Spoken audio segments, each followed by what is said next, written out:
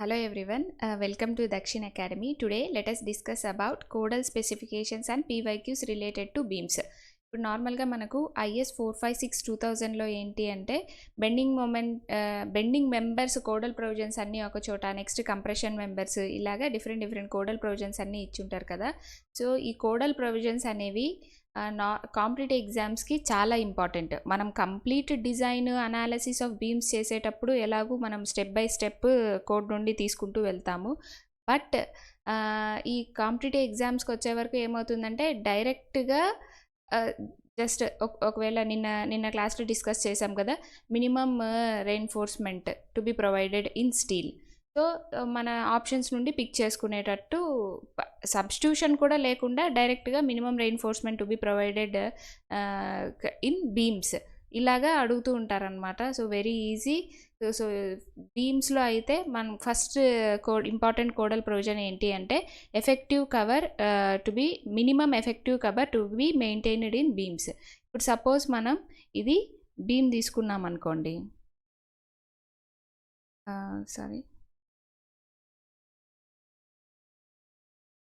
So ఇప్పుడు మనం ఈ బీమ్ తీసుకుంటే ఇక్కడ మనం రెయిన్ఫోర్స్మెంట్ అనేది ప్రొవైడ్ చేసుకుంటాం. దీన్ని ఈ రెయిన్ఫోర్స్మెంట్ నుండి ఈ ఎక్స్ట్రీమ్ ఫైబర్ డిస్టెన్స్ని మనం కవర్ అంటాం. ఈ ఎండ్ ఆఫ్ ద ఇది ఉంది కదా, ఈ బార్ బాటమ్ నుండి ఇక్కడ ఎడ్జ్ వరకు తీసుకునేదాన్ని మనం క్లియర్ కవర్ అని అంటాం.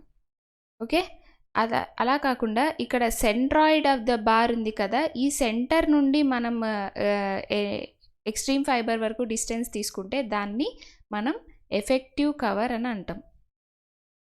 సో ఇప్పుడు ఇక్కడ ఎడ్జ్ నుండి తీసుకుంటే క్లియర్ కవర్, సెంట్రాయిడ్ నుండి తీసుకుంటే ఎఫెక్టివ్ కవర్. సపోజ్ అలా కాకుండా ఇలాగా 2 వర్టికల్ దీంట్లో కూడా మనం రెయిన్ఫోర్స్మెంట్ ప్రొవైడ్ చేసుకుంటాం ఒక్కొక్కసారి. అంటే ఇది ఒక లేయర్, ఇది ఒక లేయర్. అప్పుడు కూడా క్లియర్ కవర్ ఏమవుతుంది, క్లియర్ కవర్ ఇదే అవుతుంది ఎడ్జ్ నుండి. అదే ఎఫెక్టివ్ కవర్ వచ్చేటప్పటికి ఏంటంటే ఈ బార్ సెంట్రాయిడ్ ఇక్కడెక్కడో ఉంటుంది. ఓకే, సో ఎఫెక్టివ్ కవర్ ఇది ఎఫెక్టివ్ కవర్ అవుతుంది. ఎఫెక్టివ్ కవర్ అంటే ఏంటి అంటే ఒకవేళ సింగిల్ లేయర్ ఆఫ్ AST తీసుకుంటే ఈ సింగిల్ లేయర్ సెంటర్ నుండి ఎడ్జ్కి తీసుకుంటాం ఎక్స్ట్రీమ్ ఫైబర్కి. అదే 2 లేయర్స్ తీసుకుంటే బార్స్ సెంట్రాయిడ్ నుండి ఇక్కడ నుండి ఎక్స్ట్రీమ్ ఫైబర్కి తీసుకుంటాం, బార్స్ సెంట్రాయిడ్ నుండి. ఓకే, సో ఇప్పుడు మనకు ఈ కోడల్ ప్రొవిజన్స్ ప్రకారం ఈ నామినల్ కవర్ అనేది అంటే క్లియర్ కవర్ అనేది మినిమం కవర్ బీమ్స్లో అయితే 25 mm మినిమం ఉండాలి. ఓకే, సో మనం ఈ మినిమం కవర్ రిక్వైర్మెంట్ దేన్ని ఇది చేస్తుంది అంటే డ్యూరబిలిటీ క్రైటీరియాని తీసుకొని మనం ఈ మినిమం కవర్ అనేది డిసైడ్ చేస్తాం. ఈ క్రైటీరియా డ్యూరబిలిటీ క్రైటీరియా అనేది ఇంపార్టెంట్. ఇప్పుడు ఈ మినిమం కవర్ వల్ల ఏమవుతుంది, ఈ ఫైర్ రెసిస్టెన్స్ ఇవి కూడా పెరుగుతాయి. ఎందుకు చెప్పండి, ఇప్పుడు ఒకవేళ సో ఇది రెయిన్ఫోర్స్మెంట్ తీసుకుంటే, రెయిన్ఫోర్స్డ్ బీమ్ తీసుకుంటే ఇప్పుడు మనం ఇలా ఎడ్జ్లో రెయిన్ఫోర్స్మెంట్ ప్రొవైడ్ చేసామనుకోండి, ఏదైనా ఫైర్ అలాగ వచ్చిందనుకోండి, ఏమవుతుంది, ఈ కింద బాటమ్ లేయర్ అనేది ఇది వెంటనే కిందికి ఊడిపోయి ఇది అవుతుంది. కాబట్టి స్పాలింగ్ అంటే ఏంటంటే పెచ్చులుగా ఊడిపోయి పడిపోతూ ఉంటుంది కదండి కాంక్రీట్, దాన్ని మనం స్పాలింగ్ అంటాం. ఈ స్పాలింగ్ దీనివల్ల ఏమవుతుంది అంటే ఈ బార్స్ ఫైర్కి ఎక్స్పోజ్ అవుతాయి. ఓకే, ఈ బార్స్ ఎక్స్పోజ్ అయినప్పుడు ఏమవుతుంది, మనకు ఈ ఫైర్ ఇదే అనేది ఫాస్ట్గా టెంపరేచర్ రైజ్ అయ్యి మొత్తం బిల్డింగ్ అంతా స్ప్రెడ్ అయ్యే ఛాన్సెస్ ఉంటుంది. ఓకే, ఇది కూడా రెయిన్ఫోర్స్మెంట్ ఫెయిల్ అయిపోయే ఛాన్సెస్ కూడా ఉంటుంది. ఓకే, సో మనము ఇలాగా డ్యూరబిలిటీ క్రైటీరియా కోసం ఏం చేస్తామంటే ఇంకొకటి, నాట్ ఓన్లీ ఫైర్ రెసిస్టెన్స్, ఇప్పుడు ఏదైనా బాగా ఎక్స్ట్రీమ్ కోస్టల్ కండిషన్స్లో ఉంది, అప్పుడు కూడా ఏమవుతుంది, ఈ సాల్ట్ వాటర్ ఇవన్నీ ఈ కాంక్రీట్ని ఇది చేస్తున్నప్పుడు మనం సఫిషియంట్ కవర్ అనేది ప్రొవైడ్ చేసుకుంటే సఫిషియంట్ కవర్ ప్రొవైడ్ చేసుకున్నప్పుడు ఈ సాల్ట్ వాటర్ ఈ ఎక్స్పోజర్ కండిషన్స్ ఎఫెక్ట్ అనేది ఈ బార్స్ దీని వరకు వెళ్లకుండా ఉంటుంది. అలా కాకుండా మనం ఇక్కడే ప్రొవైడ్ చేసామనుకోండి, ఏమవుతుంది, ఈ సల్ఫేట్ అటాక్స్ ఇవన్నీ అయ్యి కరోజన్ ఇవన్నీ వస్తాయి. తర్వాత అలా అని మరీ ఇది పైకి తీసుకెళ్ళకూడదు. ఎందుకంటే మన AST రిక్వైర్మెంట్ ఏంటి, స్టీల్ని రెసిస్ట్ చేయడం. కాబట్టి టెన్షన్ని రెసిస్ట్ చేయడం కాబట్టి స్టీల్ మనం ప్రొవైడ్ చేసుకునేది, కాబట్టి మనం టెన్సైల్ సైడే ప్రొవైడ్ చేసుకుంటాం, మినిమం కవర్ అనేది ఇది తీసుకుంటాం. ఓకే, బాటంలోనే టెన్సైల్ ఫోర్స్ ఎక్కువగా డెవలప్ అవుతుంది కాబట్టి వీలైనంత మనం కిందికే ప్రొవైడ్ చేసుకుంటాం. అలా అని డ్యూరబిలిటీ క్రైటీరియా తీసుకొని కవర్ కూడా ప్రొవైడ్ చేసుకోవాలి. ఓకే, నెక్స్ట్ ఇంకొకటి ఏంటి అంటే ఇందాక చెప్పుకున్నట్టు ఎక్స్పోజర్ కండిషన్ పైనే మన మినిమం కవర్ అనేది డిపెండ్ అవుతుంది. అంటే ఇప్పుడు మైల్డ్కి ఏంటి తక్కువ కవర్ ఉన్నా సరిపోతుంది, అదే ఎక్స్ట్రీమ్కి ఏంటి ఎక్కువ కవర్ ఉండాలి ఎక్స్ట్రీమ్ కండిషన్స్లో. ఓకే, సో ఇది చూడండి, ఈ వాల్యూస్ కూడా గుర్తుపెట్టుకుంటే better. At least a extreme conditions, ఈ మైల్డ్ కవర్ ఇలాంటివన్నా ఇవి 20, 30, 45, లాస్ట్లో 50, 75 ఇలా గుర్తుపెట్టేసుకొని mild, moderate, severe, very severe, extreme అని గుర్తుపెట్టుకుంటే మనకు ఒకవేళ ఇందులో నుండి కాంపిటేటివ్ ఎగ్జామ్స్లో డైరెక్ట్ క్వశ్చన్ వచ్చినా కూడా మనం ఇచ్చేయడానికి ఉంటుంది. ఒకటి మెయిన్ ఇంపార్టెంట్ ఏంటి అంటే కవర్ అనేది డ్యూరబిలిటీ క్రైటీరియాని బేస్ చేసుకొని మనం ప్రొవైడ్ చేసుకుంటాం. ఈ కవర్ అనేది దేనిపైన డిపెండ్ అవుతుంది అంటే టైప్ ఆఫ్ స్ట్రక్చరల్ మెంబర్. ఎందుకు ఇక్కడ నేను క్లియర్గా రాశాను, ఈ కవర్ ఫర్ బీమ్స్కే ఇది మినిమం కవర్ అని. స్లాబ్స్కి, తర్వాత నెక్స్ట్ కాలంకి, ఫుటింగ్కి, అలాగా టైప్ ఆఫ్ స్ట్రక్చరల్ మెంబర్ని బట్టి కవర్ మినిమం కవర్ రిక్వైర్డ్ మారుతుంది. ఎక్స్పోజర్ కండిషన్ని బట్టి మినిమం కవర్ మారుతూ వస్తుంది. అంటే 2 కండిషన్స్ పైన డిపెండ్ అయ్యి మనం ఈ మినిమం కవర్ అనేది తీసుకుంటాం, type of structural member and exposure conditions. Okay, next ఇప్పుడు ఇది ఒక పీవైక్యూ చూడండి. Minimum clear cover required for the RCC beam type of structure పైన డిపెండ్ అవుతుంది కదా. సో ఇది beam which is exposed to sea coast area అనేది మనం సివియర్ ఎక్స్పోజర్ కండిషన్స్ కింద తీసుకుంటాం. సో సివియర్ ఎక్స్పోజర్ కండిషన్లో మనం మినిమం ఆర్సీసీ బీమ్కి ఎంత ఉండాలి, 25 mm ఉండాలి. ఓకే, ఇది మైల్డ్ ఎక్స్పోజర్ కండిషన్స్కి మినిమం 25 mm ఉండాలి. కానీ ఇక్కడ ఏమి ఇచ్చారు, సివియర్ ఎక్స్పోజర్ కండిషన్ ఇచ్చారు. కాబట్టి ఏమైంది, ఈ సివియర్ ఎక్స్పోజర్ కండిషన్ ఆర్సీసీ బీమ్కి ఎంత ప్రొవైడ్ చేసుకోవాలి, 45 ప్రొవైడ్ చేసుకోవాలి అని చూడండి, 45. కాబట్టి సివియర్ ఎక్స్పోజర్ కండిషన్ ఆర్సీసీ బీమ్కి 25 కంటే ఎక్కువే ఉంది, ఇది 45 mm పిక్ చేసుకోవాలి. ఓకే, అదే నెక్స్ట్ ఒకవేళ మైల్డ్ ఎక్స్పోజర్ కండిషన్ నేను ఇచ్చారనుకోండి, మైల్డ్ ఎక్స్పోజర్ కండిషన్ నేను ఇచ్చుంటే ఇక్కడ టేబుల్ దీంట్లో ఏముంది, 20 మినిమం నామినల్ కవర్ ఉంది. కానీ బీమ్స్లో మినిమం ఎంత ఉండాలి, 25 mm ఉండాలి. అప్పుడు ఆన్సర్ ఎంత పిక్ చేసుకోవాలి, 20 కాదు, మినిమం 25 ఉండాలి. కాబట్టి మినిమం మైల్డ్ ఎక్స్పోజర్ కండిషన్ అయినా మనం ఆన్సర్ 25 పిక్ చేసుకునేవాళ్ళు. Okay, so next codal provision ఏంటి అంటే ఎఫెక్టివ్ స్పాన్ క్యాలిక్యులేట్ చేసుకోవడం. ఇప్పుడు ఈ ఎఫెక్టివ్ స్పాన్ ఎలా క్యాలిక్యులేట్ చేసుకుంటాము అనంటే మనకు టైప్ ఆఫ్ బీమ్ని బేస్ చేసుకొని ఎఫెక్టివ్ స్పాన్ అనేది డిపెండ్ అవుతుంది. ఇప్పుడు నార్మల్గా మన కోడల్ ప్రొవిజన్స్లో 2 ఇంపార్టెంట్ ఇది ఇస్తారు, ఒకటి సింప్లీ సపోర్టెడ్ బీమ్, ఇంకొకటి క్యాంటిలివర్. సో ఇప్పుడు ఇది సింప్లీ సపోర్టెడ్ తీసుకుందాం, ఇది వాల్ సపోర్ట్స్. ఓకే, ఇది బీమ్. ఇప్పుడు ఈ క్లియర్ కవర్ని క్లియర్ స్పాన్ని అంటే ఫేస్ ఆఫ్ ది సపోర్ట్స్, ఇది ఫేస్ ఆఫ్ ది సపోర్ట్ కదా, ఇక్కడ నుండి ఇక్కడ వరకు ఉండే ఈ స్పాన్ని మనం ఎల్ అనుకున్నాం అనుకోండి, ఎఫెక్టివ్ లెంత్ని ఎల్ ఎఫెక్టివ్ అనుకుంటే మనకు తర్వాత ఇక్కడ రెయిన్ఫోర్స్మెంట్ ప్రొవైడ్ చేసుకుని ఉన్నాము. ఈ రెయిన్ఫోర్స్మెంట్ ప్రొవైడ్ చేసుకున్న దగ్గర ఈ డెప్త్, ఈ రెయిన్ఫోర్స్మెంట్ వరకు ఎఫెక్టివ్ డెప్త్ డి అనుకుంటే ఎల్ ఎఫెక్టివ్, ఈ విడ్త్ ఆఫ్ ద వాల్ ఉంది కదా, ఈ విడ్త్ ఆఫ్ ద వాల్ని మనం డబ్ల్యూ, ఈ విడ్త్ ఆఫ్ ద వాల్ని ఇది ఒకవేళ అన్ఈక్వల్ అయితే W1 W2 అనుకుంటున్నాను, అన్ఈక్వల్ వాల్స్ తీసుకుంటున్నాను ఇక్కడ. అంటే ఒకటి ఏదన్నా ఇంటీరియర్ వాల్ W1, ఇది ఒకవేళ ఎక్స్టర్నల్ వాల్ W2 అనుకుంటే మనకు L effective equal to clear span plus W1/2 అంటే ఎంతవరకు, ఇక్కడ వరకు, centre to centre of the supports. Effective span అంటే ఫస్ట్ కండిషన్ ఏంటి, సెంటర్ టు సెంటర్. సో ఏమైంది, ఎల్ ప్లస్ W1/2 ప్లస్ ఇదెంత W2/2.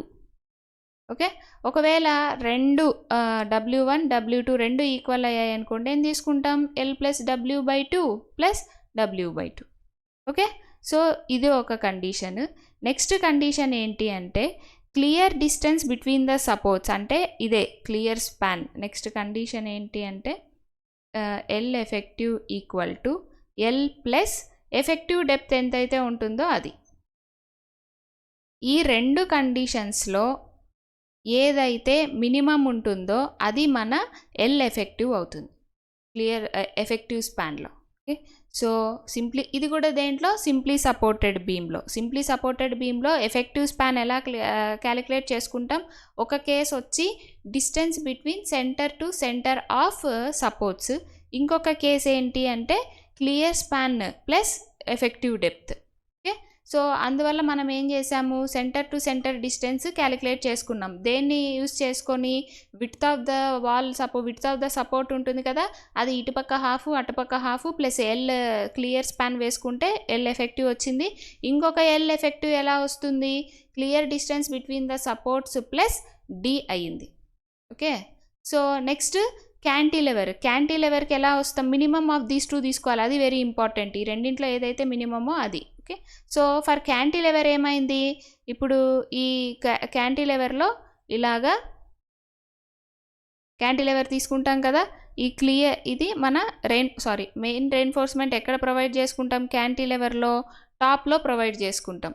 ఎందుకు, మనం రెయిన్ఫోర్స్మెంట్ ప్రొవైడ్ చేసుకునేది టెన్షన్ని రెసిస్ట్ చేయడానికి. కాబట్టి క్యాంటిలివర్లో రెయిన్ఫోర్స్మెంట్ టెన్షన్ ఎక్కడ వస్తుంది, టాప్లోనే వస్తుంది. ఎందుకు, ఇది ఇప్పుడు ఇలా ఉందనుకోండి, బాటంలో ఏమొస్తుంది, కంప్రెషన్ వస్తుంది. ఓకే, టాప్లో ఏమొస్తుంది, టెన్షన్ వస్తుంది.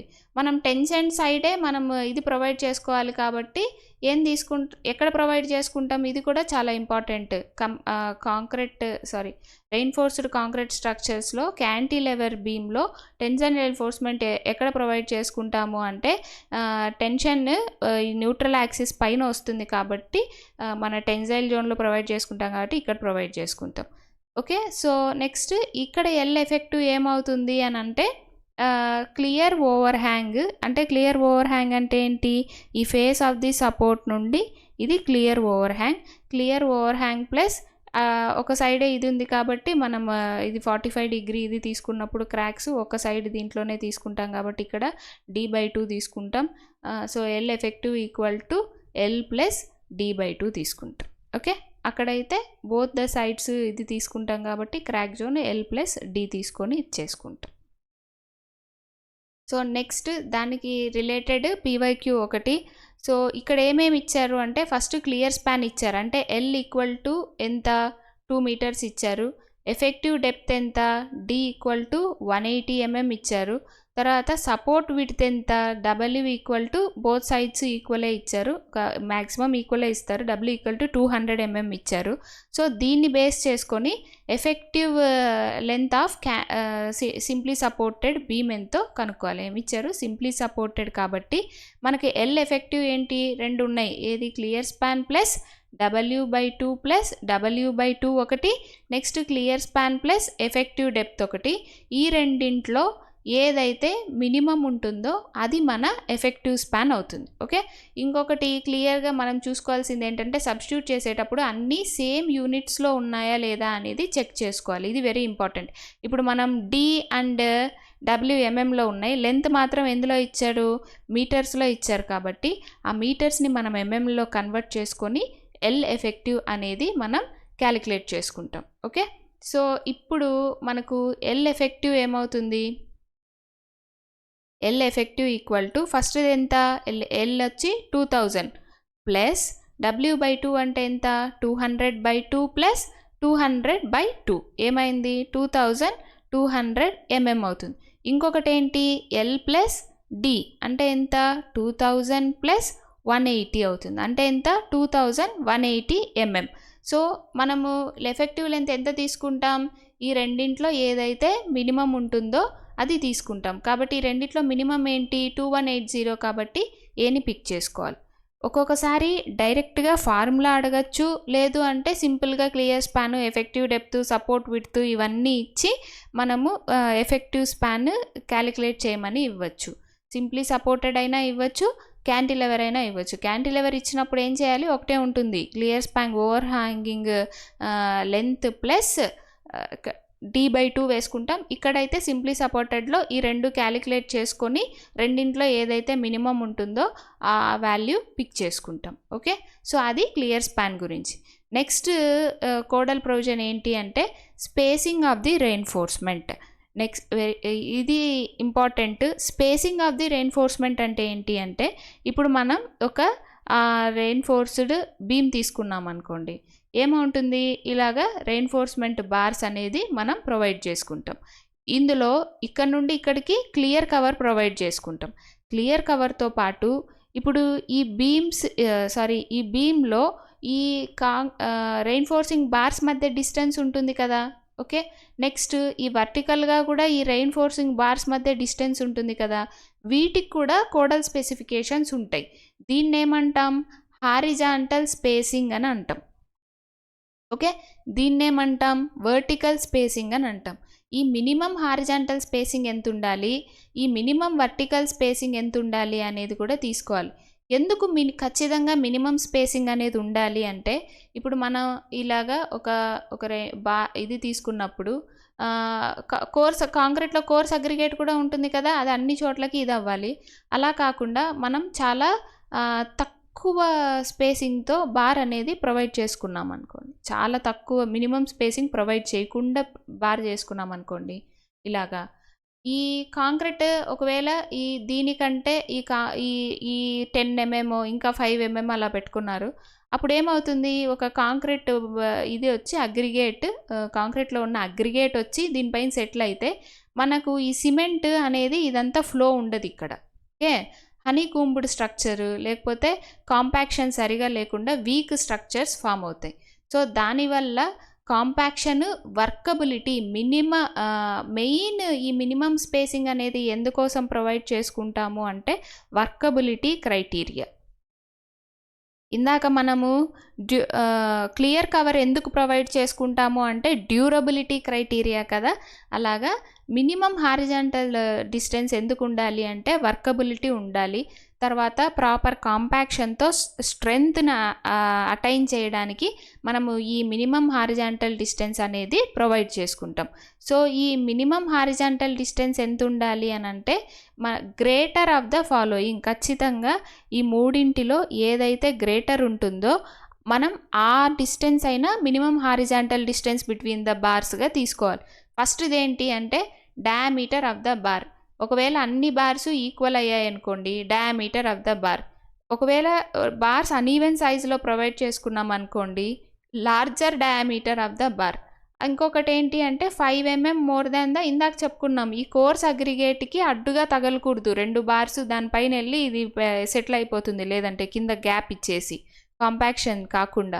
అందువల్ల coarse aggregate size plus 5 mm ఇలా గుర్తుపెట్టుకోండి, సెంటెన్సులు అలా కాకుండా ఇలాగా. ఓకే, సో మనకు మినిమం హారిజాంటల్ స్పేసింగ్ ఉండాలి, ఏది ఉండాలి, పై ఒకటి అన్నీ ఈక్వల్ అయితే, పై లార్జ్ ఒకటి అంటే diameter of the bars. Next ఏంటి, CA plus 5 mm, coarse aggregate nominal size plus 5 mm, ఈ మూడింట్లో ఏదైతే గ్రేటర్ ఉంటుందో అది. ఓకే, నెక్స్ట్ ఏంటి అంటే మీరు నోట్స్ రాసుకునేటప్పుడు కూడా ఇలాగ సెంటెన్సులు అంతా రాసుకుని లాస్ట్లో రివిజన్ కష్టం అవుతుంది.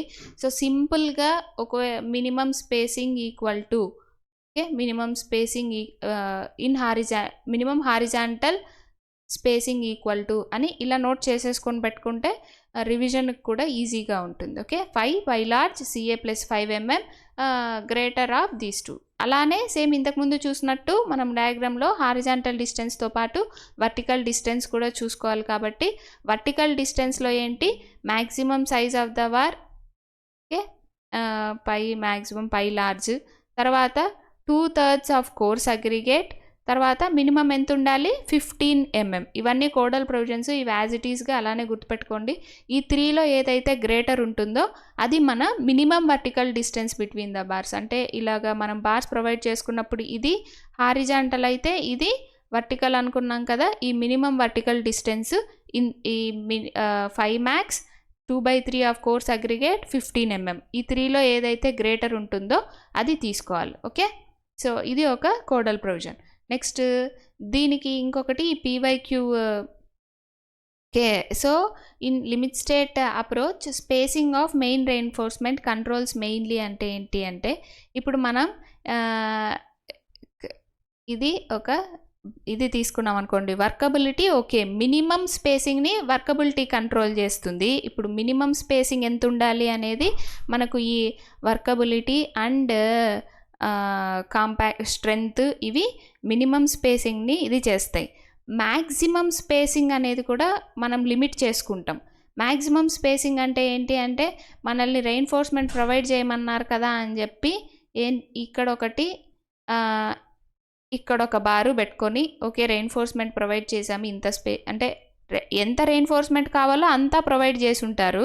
అంటే కొంచెం సైజ్ ఆఫ్ ద బార్స్ తీసుకొని, ఒకవేళ నేను ఇంత డిస్టెన్స్లో పెట్టుకుంటాను మ్యాక్సిమం స్పేసింగ్ అనడానికి లేదు. ఎందుకు అని అంటే, మెయిన్ మనము ఈ రెయిన్ఫోర్స్మెంట్ ప్రొవైడ్ చేయడానికి కారణం ఏంటి, ఈ టెన్షన్ క్రాక్స్ని మనం రెసిస్ట్ చేయడానికి చేస్తాం. ఒకవేళ ఈ మ్యాక్సిమం స్పేసింగ్ అనేది మనం ఎక్కువ పెట్టేసుకున్నాం అనుకోండి, ఏమవుతుంది అంటే ఈ క్రాక్స్ అనేవి ఏమవుతాయి అంటే ఇవి ప్రాపగేట్ అయిపోతాయి స్పేసింగ్ ఎక్కువైతే. కాబట్టి క్రాకింగ్ని కంట్రోల్ చేయడానికి మనం ఈ మ్యాక్సిమం స్పేసింగ్ని కూడా లిమిట్ చేసుకుంటాం. ఈ రెండు ఎందుకు, మినిమం స్పేసింగ్కి ఈ రెండు, మ్యాక్సిమం స్పేసింగ్కి క్రాక్స్. ఇక్కడ క్లియర్గా ఇక్కడ మినిమమ్ మ్యాక్సిమం ఇవ్వకుండా స్పేసింగ్ దేని కంట్రోల్ చేస్తుంది అంటే, ఉన్న ఆప్షన్స్లో ఏది తీసుకుంటాం మనం, క్రాకింగ్. ఎందుకు, డ్యూరబిలిటీ ఏది తీసుకుంటాం, క్లియర్ కవర్ తీసుకుంటాం. డెఫ్లెక్షన్ దేని తీసుకుంటాం, L/D రేషియో తీసుకుంటాం. డెఫ్లెక్షన్ ఏది కంట్రోల్ చేస్తుంది, span to effective depth ratio control చేస్తుంది. ట్రాకింగ్ని ఏది కంట్రోల్ చేస్తుంది అంటే, ఇక్కడున్న దీంట్లో మెయిన్ రెయిన్ఫోర్స్మెంట్కి లిమిట్ ఏదైనా దేనికి ఉంది అంటే క్రాకింగ్ని లిమిట్ చేయడానికి ఉంది అని. ఓకే, మినిమం స్పేసింగ్కి క్రైటీరియా మినిమం స్పేసింగ్ చూసుకోవాలి, మ్యాక్సిమం స్పేసింగ్ ఇంతే ప్రొవైడ్ చేసుకోవాలని చూసుకోవాలి, ఆ లిమిట్స్లో ఉండేటట్టు చూసుకోవాలి. మినిమం స్పేసింగ్ ఎందుకు ఉండాలి, వర్కబిలిటీ అండ్ స్ట్రెంగ్త్ కోసం ఉండాలి. మ్యాక్సిమం స్పేసింగ్ ఎందుకు ఉండాలి, క్రాకింగ్ని కంట్రోల్ చేయడానికి ఉండాలి. Okay, so next codal provision important ఏంటి అంటే క్రాక్ విడ్త్. ఇది బీమ్స్కే కాదు అన్నింటికి ఇంపార్టెంట్. సో నాన్ అగ్రెసివ్ ఎన్విరాన్మెంట్స్లో అంటే నార్మల్, మైల్డ్ టు మోడరేట్ ఇలాంటి కండిషన్స్లో మినిమం క్రాక్ విడ్త్ అనేది should not be greater than 0.3 mm. మనం ఇప్పుడు చూస్తాం ఇళ్లల్లో అలాగా చిన్న చిన్న మైన్యూట్ హెయిర్ క్రాక్స్ వచ్చి ఉంటాయి. ఆ హెయిర్ క్రాక్స్ అనేవి should not be greater than 0.3 mm వరకు ఓకే. అదే అగ్రెసివ్ ఎన్విరాన్మెంట్స్ ఉన్నాయనుకోండి, అంటే కోస్టల్ కండిషన్స్ కానీ లేదంటే ఇంకేదన్నా సివియర్ సల్ఫేట్ అటాక్స్ ఉన్న రీజియన్లో కానీ అలాంటి చోట should not be greater than 0.1 mm ఉండాలి. ఇది కూడా కాంపిటేటివ్ ఎగ్జామ్స్లో ఎక్కువ అడుగుతారు ఒక్కొక్కసారి. సో ఈ రెండు వాల్యూస్ గుర్తుపెట్టుకుంటే మనం ఇక్కడ సబ్స్టిట్యూషన్స్ క్యాలిక్యులేషన్స్ ఏమి ఉండవు కాబట్టి జస్ట్ వాల్యూస్ గుర్తుపెట్టుకొని పిక్ చేసుకోవడానికి ఉంటుంది, ఆన్సర్ సెలెక్ట్ చేసుకోవడానికి ఉంటుంది. నాన్ అగ్రెసివ్ ఎన్విరాన్మెంట్స్లో అయితే crack width should not be greater than 0.3 mm, aggressive ఎన్విరాన్మెంట్స్లో అయితే should not be greater than 0.1 mm. ఇక్కడ చూడండి, యాజ్ పర్ IS 456/2000 అగ్రెసివ్ ఎన్విరాన్మెంట్స్లో crack width is limited to, ఇక్కడ అన్నీ మనకి యూనిట్స్ తెలియలేదనుకోండి, మీటర్స్లో ఇస్తారు ఒక్కొక్కసారి, లేదు అన్నీ 0.1 అన్నీ క్లియర్గా చదువుకోకపోతే కన్ఫ్యూజన్ లాగే ఇస్తారు ఆప్షన్స్. సో ఇక్కడ 10 mm 5 mm అలా కాకుండా ఆప్షన్స్ కూడా అన్నీ 0.1 0.3 1 3 ఇలానే ఇచ్చారు చూడండి. సో అగ్రెసివ్ ఎన్విరాన్మెంట్స్ అంటే ఏంటి, ఇది. So should not be greater than ఎంత, 0.1 mm. ఓకే, అగ్రెసివ్ ఎన్విరాన్మెంట్స్లో క్రాక్ విడ్త్ అనేది చాలా తక్కువ ఉండాలి. ఎందుకు అంటే చిన్నగా మనము ఇది క్రాక్ ఇది వచ్చినా కూడా అందులో మొత్తం ఈ సీ వాటర్ ఇదంతా వెళ్ళిపోయి లోపలనే ఈ కాంక్రీట్ మెటీరియల్ అంతా అటాక్ చేసే ఛాన్స్ ఉంటుంది. కాబట్టి చాలా తక్కువ అంటే 0.1 mm వరకే మనం పర్మిసబుల్ ఇది తీసుకుంటాం. తర్వాత నెక్స్ట్ ఇంపార్టెంట్ ఇది డీప్ బీమ్. దీనిపైన జస్ట్ మనకు ఈ డిజైన్ అదంతా లేదు, అది design of the deep beam syllabus అలంతా కాకుండా అసలు డీప్ బీమ్ అంటే ఏంటి, సో ఈ డీప్ బీమ్లో రెయిన్ఫోర్స్మెంట్ ఎలా ప్రొవైడ్ చేసుకుంటాము, డీప్ బీమ్లో క్రాక్స్ ఎక్కడ వస్తాయి, సో ఎంత రెయిన్ఫోర్స్మెంట్ ప్రొవైడ్ చేసుకున్నప్పుడు ఎంత రెయిన్ఫోర్స్మెంట్ ప్రొవైడ్ చేసుకుంటాం, నెక్స్ట్ క్రాక్స్ ఎలా వస్తాయి అనేంత వరకు మాత్రమే చూసుకుంటే చాలు ఇక్కడ. సో డీప్ బీమ్ అంటే ఏంటి అంటే, ఇప్పుడు ఒక బీమ్ పైన ఓన్లీ మనకు ఈ bending moment and shear force రెండే, అంటే టార్క్ యాక్ట్ అవ్వకుండా ఓన్లీ లాటరల్ లోడింగ్లో bending moment and shear force మాత్రమే డెవలప్ అవుతుంటే, depth of the beam 750 mm cross అయితే దాన్ని మనం డీప్ బీమ్ అంటాం. అంటే చాలా డెప్త్, ఇలాగా డెప్త్ అనేది ఎక్కువగా ఉండిందనుకోండి, దాన్ని ఏమంటాము అంటే, ఇలాగా ఎక్కువ ఉంటే దాన్ని ఏమంటాం, డీప్ బీమ్ అంటాం.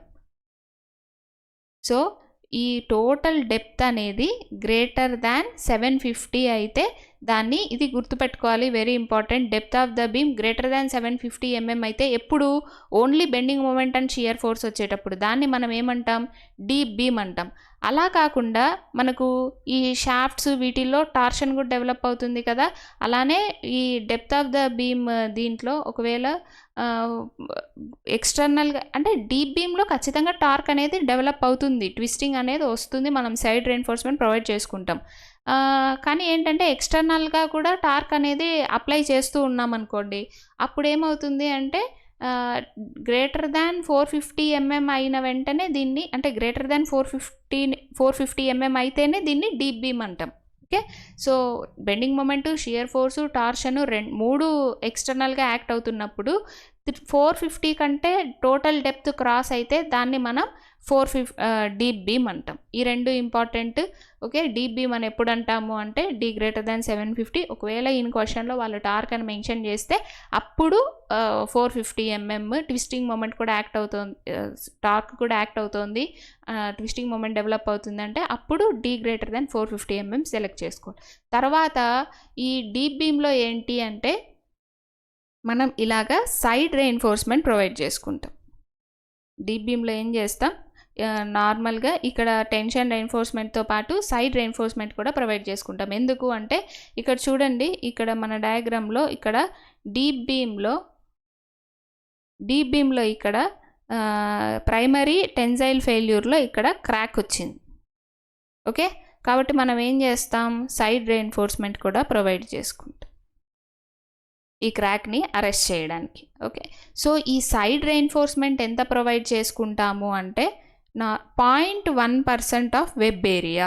సైడ్ రెయిన్ఫోర్స్మెంట్ ఎంత ప్రొవైడ్ చేసుకుంటామంటే 0.1% ఆఫ్ వెబ్ ఏరియా. సో ఇప్పుడు ఇది తీసుకున్నామనుకో, రెక్టాంగులర్ బీమ్ తీసుకుంటే మనం నార్మల్గా B/Dనే మన మొత్తం వెబ్ ఏరియా తీసుకుంటాం. అలా కాకుండా ఫ్లేంజ్డ్ సెక్షన్స్ అలా తీసుకున్నప్పుడు ఫ్లేంజ్డ్లో ఎంతైతే వెబ్ ఏరియా ఉంటుందో దీని వరకే మనం క్యాలిక్యులేట్ చేసుకొని ఏరియా, ఆ ఏరియాలో మెయిన్గా షియర్కి సబ్జెక్ట్ అయ్యేది వెబ్ ఒకటే కాబట్టి వెబ్ ఏరియా ఒకటి తీసుకొని మనం 0.1% ఆఫ్ వెబ్ ఏరియా తీసుకొని ఇందులో బోత్ సైడ్స్ ఈ 0.1%నే డిస్ట్రిబ్యూట్ చేసుకుంటాం. అంటే ఎంత, హాఫ్ ఇటువైపు distributed on both sides.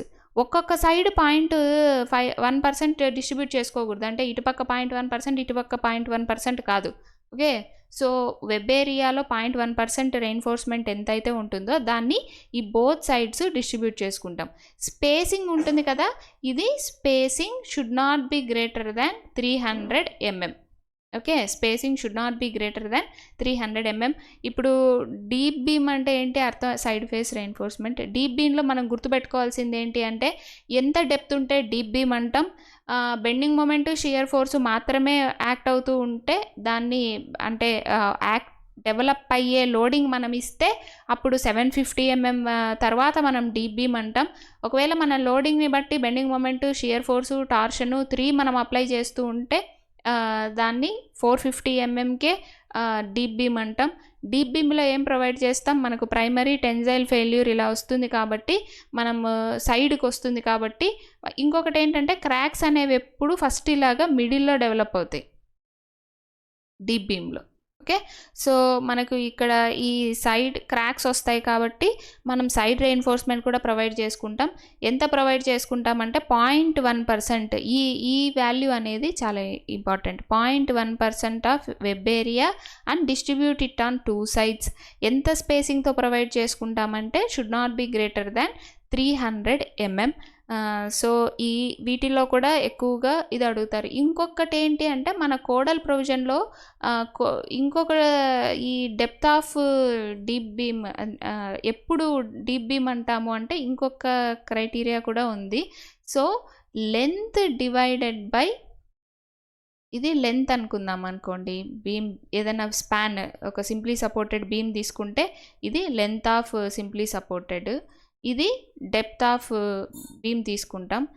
L/D అనేది లెస్ దాన్ 2 అయితే కూడా సింప్లీ సపోర్టెడ్ దీంట్లో మనం డీప్ బీమ్ అంటాం. ఇది కూడా గుర్తుపెట్టుకోండి. ఎందుకు అంటే L/D లెస్ దాన్ 2 అంటే ఎంత అంటే L చాలా తక్కువ ఉంటుంది కంపారిటివ్టీ D.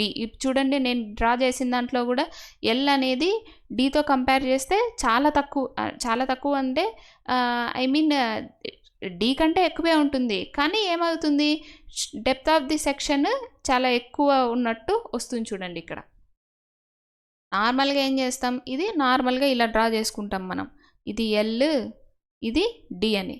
కానీ ఇక్కడ నేను ఎలా డ్రా చేశాను, Lని బాగా తగ్గించి డెప్త్ బాగా పెరిగిందంటే దీన్ని కూడా ఏమంటాం, డీప్ బీమ్ అంటాం. మన కోడల్ ప్రొవిజన్ ఏంటి, L/D లెస్ దాన్ 2 ఉన్న దీంట్లో కూడా ఎలా డిజైన్ చేసుకోమని చెప్తుంది, డీప్ బీమ్గానే డిజైన్ చేసుకోమంటుంది.